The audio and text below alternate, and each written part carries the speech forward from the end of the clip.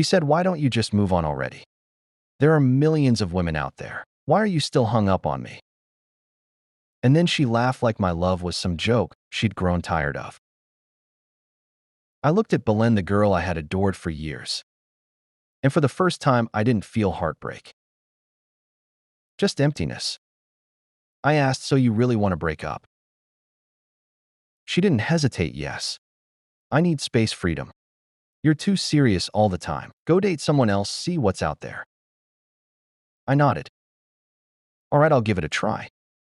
I think she expected me to crawl back. I think she thought I'd keep texting, keep waiting, keep orbiting her like I always had, because that's what I'd done before. But this time I didn't. I vanished like I'd never existed. No messages, no calls. No chasing, nothing. In the first few weeks, Belen was glowing out at parties, laughing with friends, posting stories like she hadn't just thrown away something real. But I wasn't watching, I was rebuilding quietly without drama.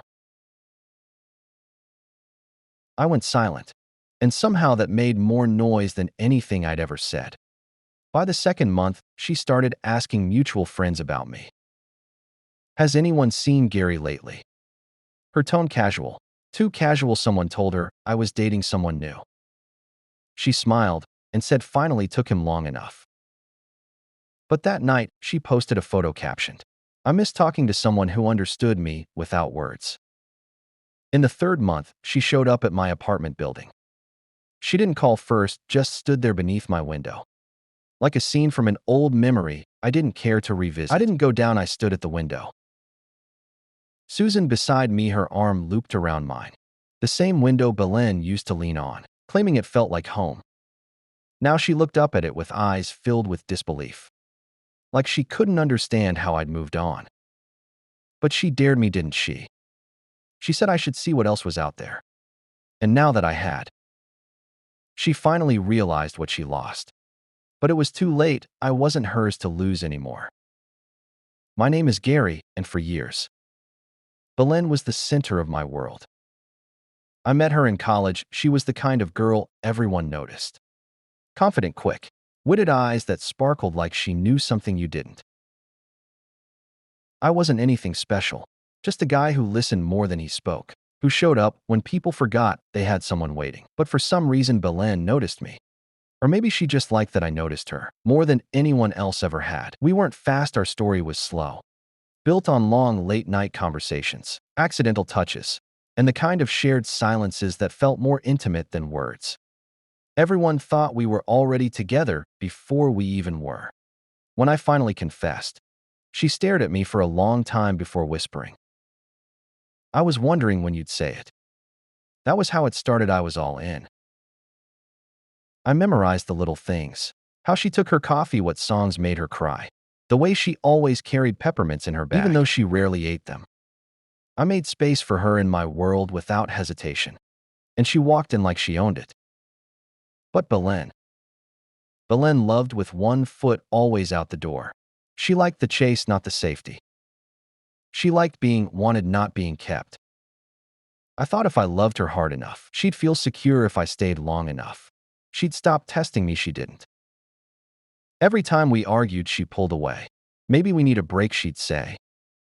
"You're too intense, Gary. You don't let things breathe." I thought it was just her way of resetting, that she'd come back each time with a little more clarity. But every time she left, I'd be the one chasing. The one apologizing even when I had nothing to be sorry for. And every time she came back, she did it like she was doing me a favor. Like being with me was something she could give or take. I should have seen it for what it was, a pattern, not passion. But I was stupid, I kept telling myself. She just needs time, she's scared. She's worth it. Then came that night. The last time. We were out with friends, and she kept looking at her phone. I asked who she was texting, and she rolled her eyes. "Why do you care?" she snapped. "We're not married, you don't own me." I stayed quiet. She hated when I got quiet. Said it made her feel guilty, like she knew she'd crossed a line, but didn't want to be the one to walk it back. We left early. I drove her home. The silence between us was unbearable. Just before she got out of the car, she said, "Let's take a break for real this time." I asked how long. She shrugged. "Until it doesn't feel forced anymore. Until you stop acting like the world ends." Every time I look away, I stared at her. "So that's it." She laughed, actually laughed. "God, Gary, don't make this dramatic. You always do this.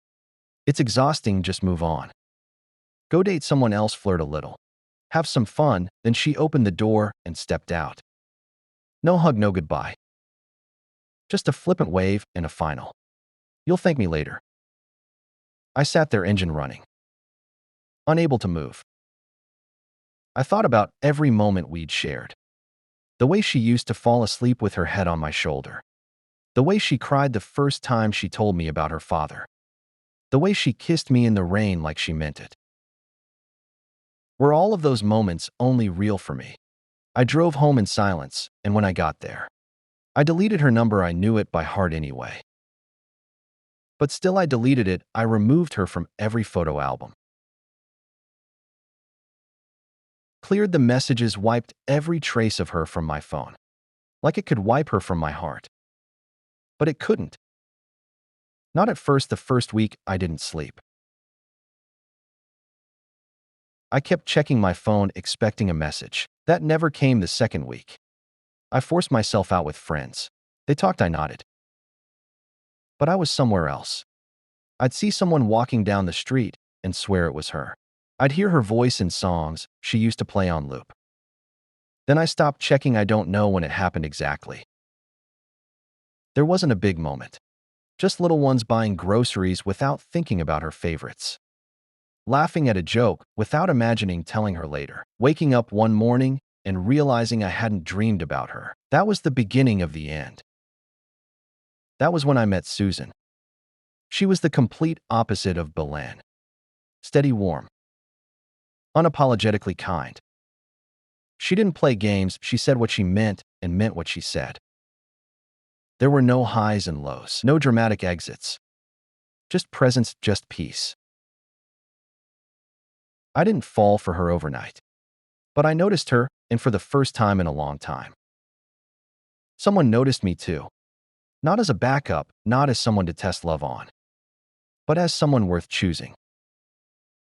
By the time Belen came looking again, it was already too late. She had walked away like it meant nothing. And now I had finally learned what it meant to walk away too. It started with a message not from Belen, but about her. One of our mutual friends, Peter, sent me a screenshot Belen had posted on her story. "Some people move on too fast. Maybe they were never really serious to begin with." The caption was followed by a sad emoji and a vague photo of a wine glass on a cluttered table. I stared at the screen for a high few seconds, debating whether to care. Then I turned my phone face down and focused on Susan, who was flipping through old recipe cards in my kitchen, her hair tied up, sleeves rolled. Completely at ease in my space, like she'd always belonged there. I didn't tell her about the story, but I should have known that wasn't the end. A few days later, Sophia called me. She was one of Belen's closest friends. "Gary," she said almost hesitantly, "Belen's been asking about you." I kept my tone neutral. "That's surprising." "She heard you're dating again. Is it true?" I paused. "Why does it matter?" Sophia sighed. "Because she didn't think you'd actually do it." I let out a quiet laugh. "She told me to." "I know," she said quickly. "It's just she thought you'd pretend like a rebound."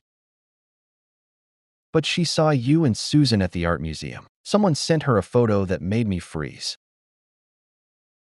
I remembered the day Susan had leaned against my shoulder, whispering observations about the paintings.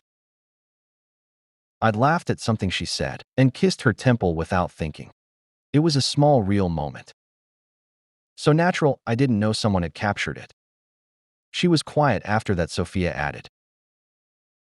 Didn't say much for the rest of the day, so Sophia said gently, "Belen's not okay." I stayed silent. She said something weird. She continued, She said you were hers, that she didn't think you'd ever actually stop loving her. I closed my eyes. That was Belen. Always convinced I'd wait. That I'd be there no matter how many times she left. That I would stay stuck while she figured herself out. But I wasn't that guy anymore. I thanked Sophia and hung up. Later that night, my phone lit up. A message from an unknown number. Hey, it's Belen. Can we talk? Just that. No punctuation, no apology. I didn't reply. The next day she called. I watched the phone ring, then I declined. She called again and again. By the third call, Susan noticed. She didn't ask anything at first, just looked at me quietly. It's Belen, I said, setting the phone down. Her brows furrowed slightly. Is she okay? I don't know, I replied. And honestly, I don't think it matters anymore. Susan didn't press further. That was another thing about her. She respected silence, never pushed. Never pried, but I could feel something shift between us after that. It wasn't mistrust, it was caution. Like she'd stepped one foot back to see if I'd follow. That weekend, Susan invited me to her sister's engagement party. I hadn't met her family yet, but she wanted me there. Only if you're comfortable, she said, eyes hopeful. I said yes. We arrived hand in hand. Dressed simply, nothing flashy. Her parents were kind, her cousins curious. It wasn't overwhelming, it felt right. Until I saw the message, please. Just one conversation, that's all I'm asking. Again from Belen. It buzzed in my pocket, just as I was helping Susan carry drinks from the counter. I saw her glance at the screen. I didn't hide it, she looked away quickly. Later, as we stood outside for some air, she asked quietly, do you want to talk to her? I turned to her, no. Are you sure? I hesitated, not because I wasn't sure, but because the question hurt. That after everything she still had to ask. She's just trying to pull me back into a story that's over. I said I'm not going back. Susan nodded slowly, but something in her gaze still lingered. A fear she didn't want to say out loud.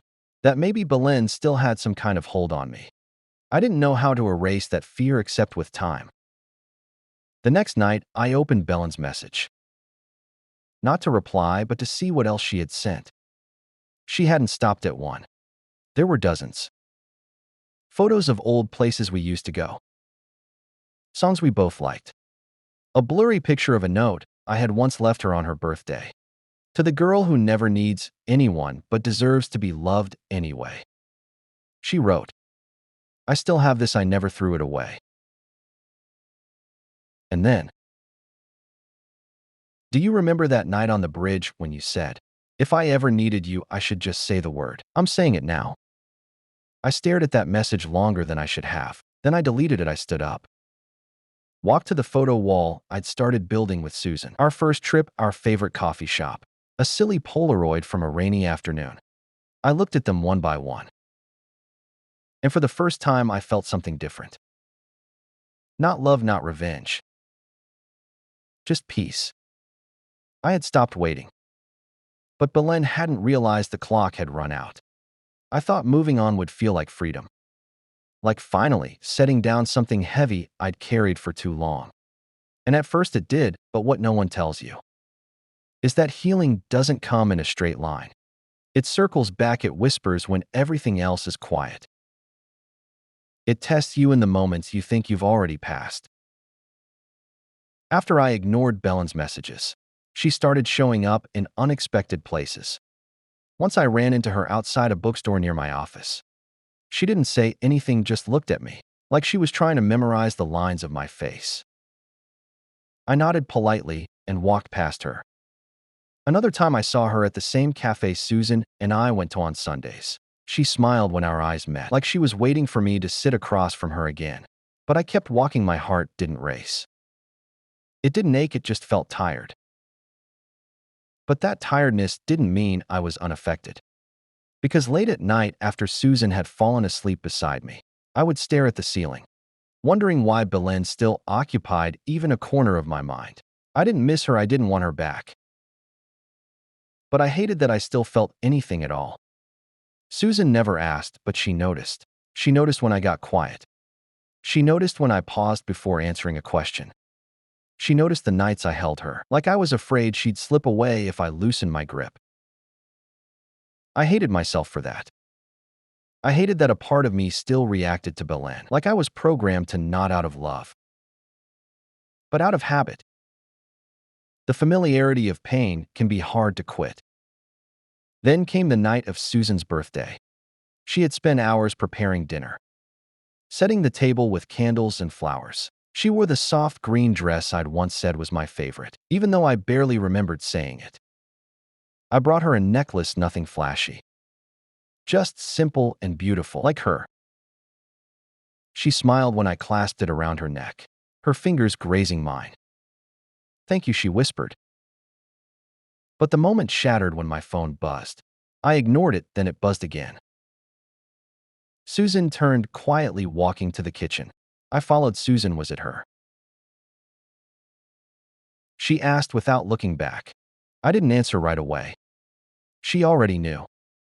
"She called twice this morning, Gary," she said softly. I didn't say anything. I told myself I trusted you.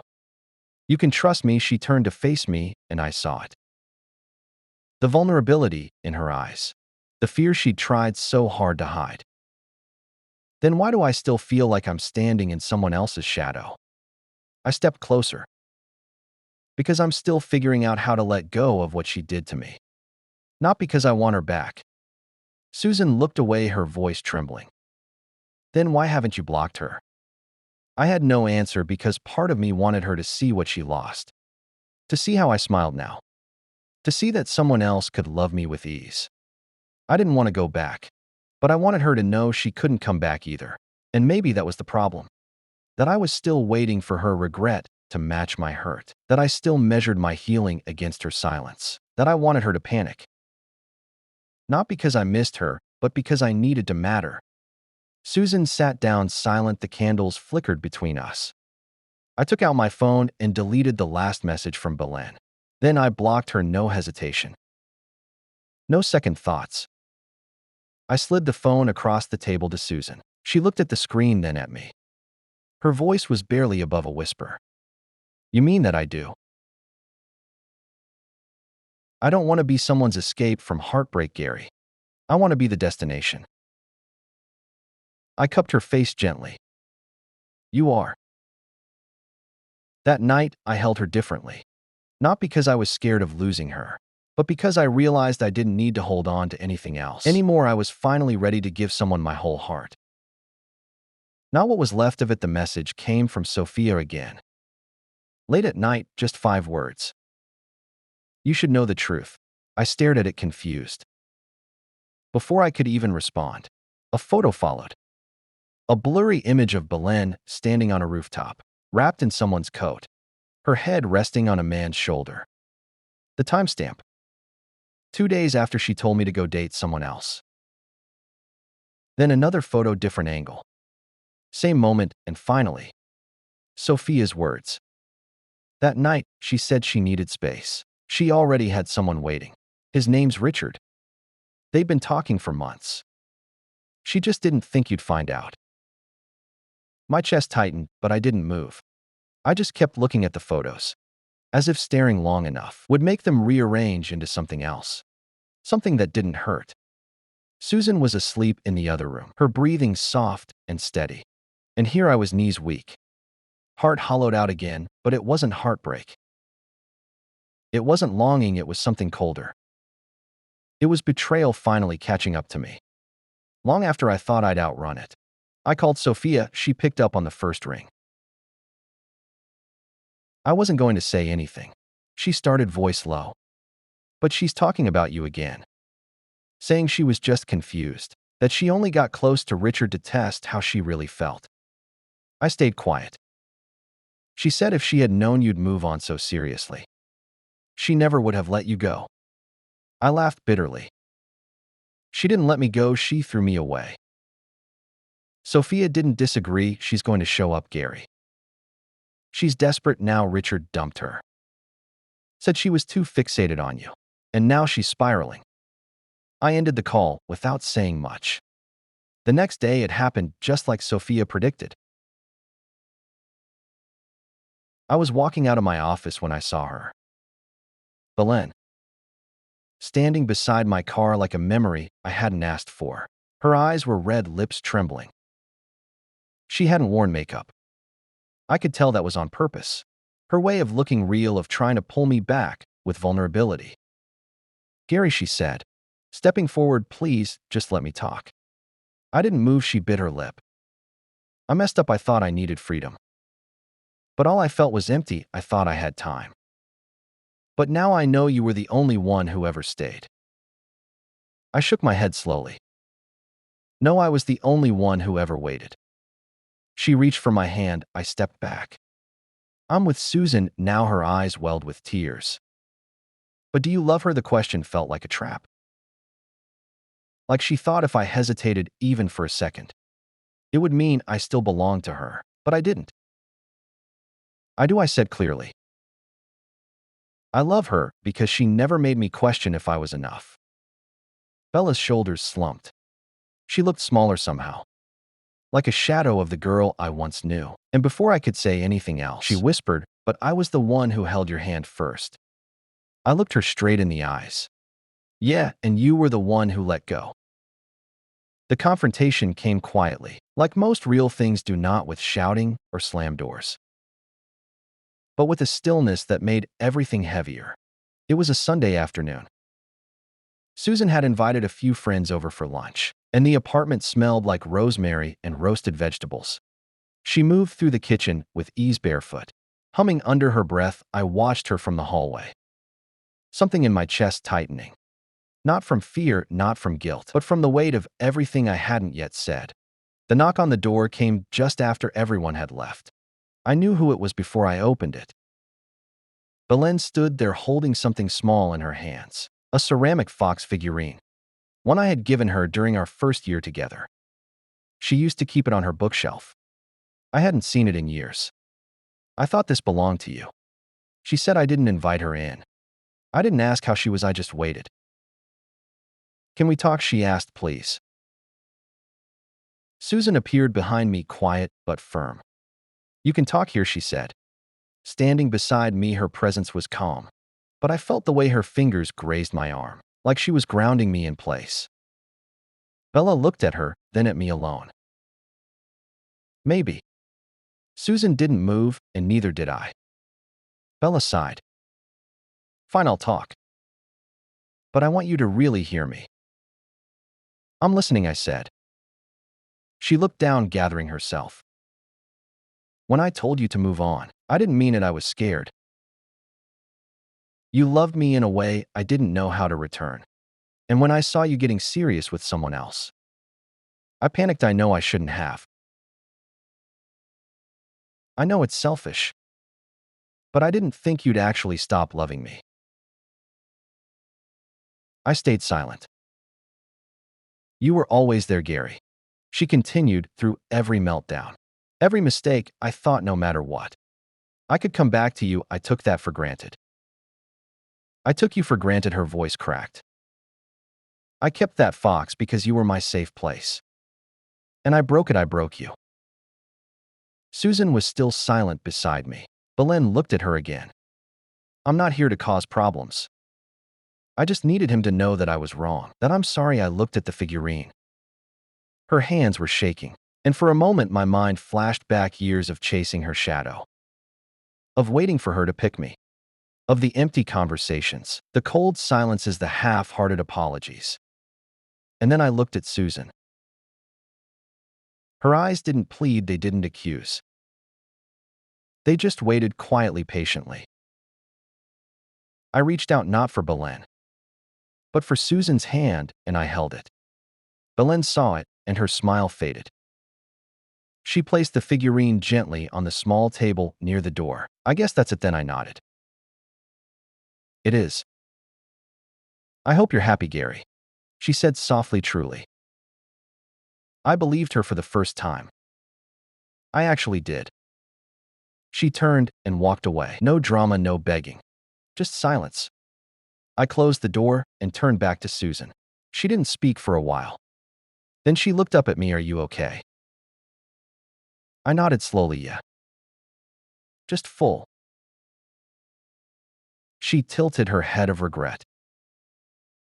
I thought about it, and then I shook my head no. Of clarity. I wrapped my arms around her and buried my face in her hair. I wish I had met you first. Susan smiled faintly. You met me when you were ready that night. I sat beside her on the couch. She was reading a book, her legs draped over mine, and I realized it wasn't that I had finally won. It wasn't that Belen had finally seen my worth. It was that I had stopped needing anyone to. I had spent years tying my self-worth to someone else's indecision, letting her back in every time she knocked, even when it was just to remind me that I wasn't enough for her to stay. But now I had someone who didn't just stay. She chose me every day without the games, without the drama, and for the first time in years, I wasn't afraid to be loved that way. A few days later, Susan and I visited my parents. We brought pie and wine. My mother, who had always been gentle but guarded around Belen, hugged Susan twice. My father, who rarely smiled, asked Susan about her job and actually listened to her answer. After dinner, as we were washing dishes, Susan looked over her shoulder and said, "So you ready for this? For what?" She held up her soapy hands, the ring finger bare. "You've been staring at my hand all day." I laughed. I thought I was being subtle. She shrugged, not even a little. I took a breath. Then I reached into my pocket and pulled out a small box. Her eyes widened. "You're doing this now," she whispered, drawing her hands quickly on a towel. I opened the box. Inside was a simple ring. No diamonds, just a clean silver band. She didn't need glitter. She only ever asked for honesty. "Susan," I said, voice shaking, "will you keep choosing me?" She didn't answer with words. She kissed me fiercely, fully. Like the answer had always been yes. And in that moment, I knew Belen had been the lesson. But Susan was the reward, and I wasn't going to waste it. 3 months after the proposal, Susan and I hosted a small engagement dinner. It wasn't extravagant, just the people who mattered. Old friends, a few relatives, and those who had stood by me through everything. No hired photographers, no big announcements. Just warmth, laughter, and the kind of peace I had never experienced before. Sophia was there too. She pulled me aside after dessert. "Bella knows," she said quietly about the engagement. I didn't ask how Sophia continued. "She didn't say much, but she sent something for you. Said to give it only if I thought you were ready." I raised a brow. "What is it?" She handed me a small envelope, sealed and unmarked. I didn't open it right away. Instead, I slipped it into my coat pocket and returned to the table, where Susan was laughing at something my father had just said. I didn't want the past anywhere near her smile.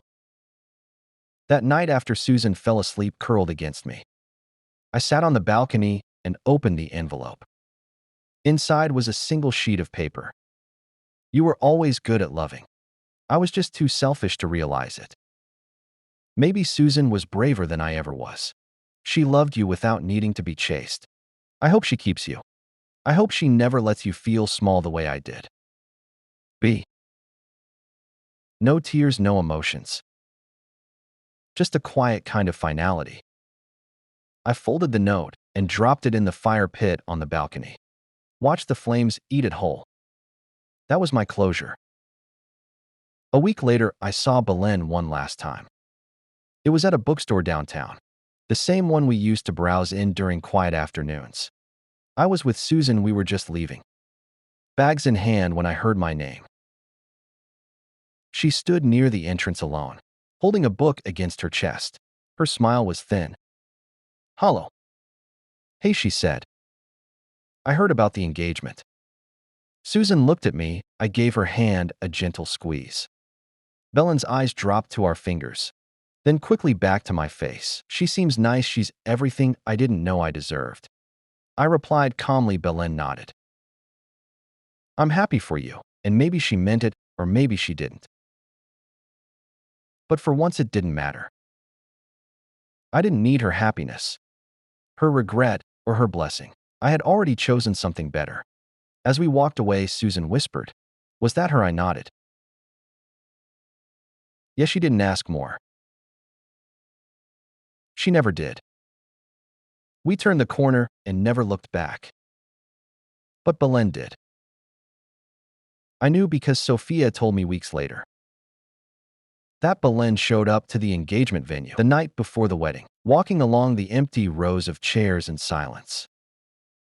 That she stood near the altar where Susan and I would soon exchange vows, just staring at it like she finally understood what she lost. Sophia said she didn't cry. Not then. But she stayed there a long time. Too long. She looked like someone who walked into a memory too late. Sophia had said I didn't feel bad. I didn't feel victorious either. I just felt done, but life, as always, had one last card to play. Our wedding day arrived with bright skies and soft wind. The ceremony was held at a vineyard just outside the city, framed by flowers and sunlight. Right before I walked out to the altar, one of the staff members handed me a box. No label, no sender. Inside was the ceramic fox, the same one Belen had given back, but now inside its hollow base. There was something else, a tiny glass bottle. And inside it a note. Just 2 lines. One day I'll stop dreaming about what it would have felt like to be loved by you. The way Susan is. I didn't laugh. I didn't get angry. I closed the box, handed it back to the staff, and told them to keep it or toss it. I didn't care which, because what I had with Susan wasn't a dream. It was real. I stepped out, and she was waiting there. Eyes full of light, lips trembling with emotion, hands slightly shaking as she reached for mine. And just like that, I became the man Belen had never believed I could be. The man Susan had seen in me from the very beginning. After we said our vows, as we walked back down the aisle, the guests clapping and cheering, I caught a glimpse of something far off in the trees. A figure, a dress. A memory watching quietly from the shadows. But she didn't come closer. She didn't interrupt. She just turned and disappeared into the woods. And that was the last I ever saw of Belen.